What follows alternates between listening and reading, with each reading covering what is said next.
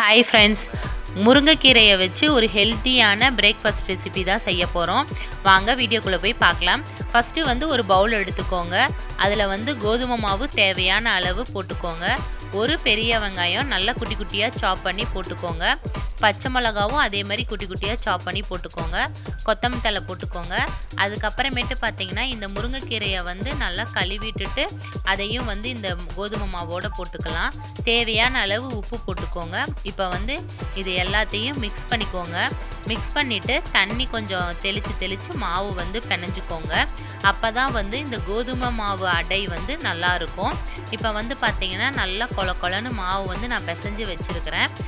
ஒரு 10 நிமிஷம் ஊறட்டும். அதுக்கப்புறமேட்டு தோசைக்கல் வச்சுக்கோங்க. கல் சூடானொட்டி கொஞ்சமாக இந்த மாவை எடுத்துட்டு நல்லா தட்டிக்கோங்க. கையை தண்ணியில் கொஞ்சம் நனைச்சிக்கோங்க. அப்போ தான் மாவு உங்கள் கையில் ஒட்டாது. இப்போ நல்லா மெலிசாக தட்டிக்கிட்டு எண்ணெய் ஊற்றிக்கோங்க. நல்லா இது அடை நல்லா மொறுன்னு வர அளவுக்கு வேக வச்சுக்கோங்க.